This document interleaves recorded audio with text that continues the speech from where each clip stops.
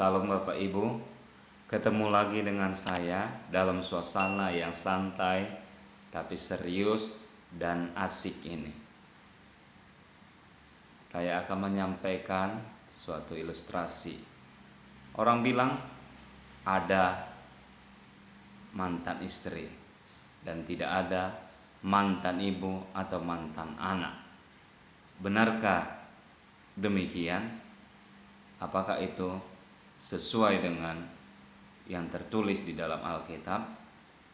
Saya sampaikan sebuah ilustrasi ini dan Anda sendiri nanti menyimaknya baik-baik. Mungkin di antara kita pernah mendengarnya. Suatu waktu ada seorang pembicara seminar keluarga meminta para peserta untuk menulis 10 nama orang-orang yang mereka paling kasihi, orang-orang yang mereka paling harapkan untuk bersama mereka selama mereka hidup. Lalu para peserta menulis nama-nama tersebut. Dan tidak lama kemudian pembicara tadi memanggil salah seorang peserta, yaitu seorang bapak, maju ke depan. Dan pembicara itu meminta bapak tadi menyerahkan nama-nama yang ditulis oleh salah seorang peserta tadi, yaitu seorang bapak itu. Lalu pembicara itu membaca 10 nama orang-orang yang paling dikasih si bapak tadi, yang dia harapkan untuk bersama dia selama hidup. Ada nama tetangganya, ada nama teman gereja, ada teman kerja, ada orang tua, ada saudaranya, ada teman arisan, dan lain-lain. Lalu pembicara tadi meminta bapak peserta tadi mencoret 3 nama dari 10 nama tersebut. Berpikir sebentar, bapak peserta tadi mencoret 3 nama sehingga tinggal 7 nama. Kemudian pembicara tadi membaca lagi 7 nama yang tersisa dan berkata, sekarang coret 2 nama lagi. Lalu bapak peserta tadi memikirkan siapa lagi yang mau dia coret. Lalu dia coret lagi 2 nama, tinggal 5 nama yang tersisa, yaitu nama saudaranya, bapaknya, ibunya, istrinya, dan anaknya. Kemudian profesor itu berkata lagi, sekarang coret 2 nama lagi.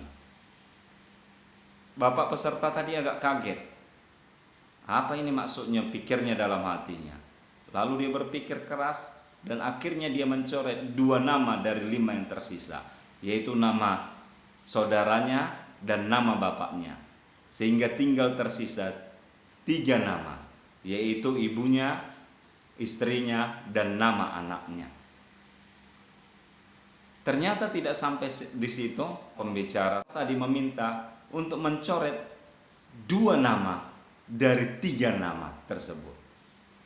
Tentu saja ruangan seminar itu menjadi hening. Para peserta mulai kasak kusuk. Dalam hati mereka, waduh, siapa ini yang akan dicoret bapak tersebut dari 3 nama itu?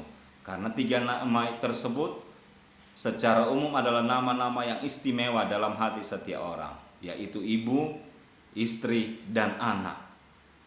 Dan bapak peserta yang tadi pun berpikir keras, bahkan lama dia sangat-sangat bingung dia menentukannya.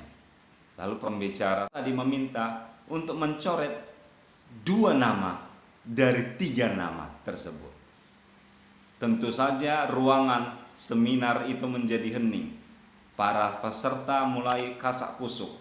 Dalam hati mereka, waduh, siapa ini yang akan dicoret bapak tersebut dari 3 nama itu? Karena 3 nama tersebut secara umum adalah nama-nama yang istimewa dalam hati setiap orang, yaitu ibu, istri, dan anak. Dan bapak peserta yang tadi pun berpikir keras, bahkan lama dia sangat-sangat bingung dia menentukannya.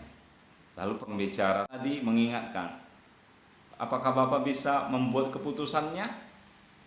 Lalu dengan berat hati dia mencoret 2 nama. Nama pertama yang dicoretnya dari 3 nama itu adalah nama ibunya. Lalu nama kedua yang dicoretnya adalah dengan sambil meneteskan air mata, dia mencoret nama anaknya. Lalu dia menyerahkan kepada pembicara, yaitu yang tinggal 1 nama, yaitu nama istrinya. Pembicara membacanya dan bertanya, kenapa enggak kau coret nama istrimu? Kenapa yang kau coret nama ibumu? Bukankah ibumu yang melahirkan engkau, mengandung engkau 9 bulan, bahkan merawat membesarkan engkau, bahkan sampai seperti ini? Dan kenapa tidak nama anakmu saja yang kau tinggalkan? Karena kan anakmu itu adalah darah dagingmu, penerus untuk hidupmu. Itu adalah yang membawa namamu kelak. Lalu dengan sedih, dengan terbata-bata, bapak peserta tadi menjawab, benar, ibuku memang orang yang paling istimewa. Dia yang sudah melahirkanku, membesarkanku, merawatku. Tidak bisa kubalas jasanya, tidak bisa kubalas kebaikannya. Namun aku sadari, pada akhirnya ibuku tak kala aku menikah, aku meninggalkan dia. Dan anakku, kalau aku memilih anakku yang akhirnya nanti menemaniku seumur hidupku, pada akhirnya karena aku juga jadi anak, aku akan meninggalkan orang tuaku. Anakku juga demikian, dia akan membentuk keluarganya bersama-sama dengan keluarganya. Dan satu hal lagi, ibuku dan anakku, aku tidak memilih mereka. Aku tidak bisa memilih dari ibu siapa aku lahir. Aku tidak bisa juga memilih anak yang bagaimana yang akan aku lahirkan. Itu semua adalah anugerah yang Tuhan berikan. Jadi itu adalah kehendak Tuhan. Tetapi kalau istriku, akulah yang memilihnya, akulah yang menentukannya. Dari sekian banyak wanita, dialah yang mau menikah denganku, dialah yang mau hidup bersama denganku, dan dialah pilihanku. Jadi itulah sebabnya, walau dengan berat hati, aku memilih, kalau dipilih hanya 1 dari antara 10 dan dipilih 1 dari antara 3 nama tadi, dengan berat hati aku memilih istriku.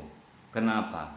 Karena Alkitab juga mencatat bahwa hanya dengan bahwa apa yang sudah dipersatukan Allah tidak mungkin dipisahkan oleh manusia kecuali oleh kematian. Itulah sebabnya dengan berat hati aku memilih istriku. Wow, jawabanmu itu tepat sekali, kata pembicara itu. Dan semua peserta tepuk tangan, tanda salut dengan keputusan dan juga sikap Bapak tadi. Demikianlah sebenarnya, memang walaupun memang berat, pada akhirnya istri kita, pasangan kita lah bersama dengan kita sehidup semati. Karena demikianlah yang tertulis di dalam Alkitab. Semoga ini menginspirasi. Tuhan memberkati. Is it too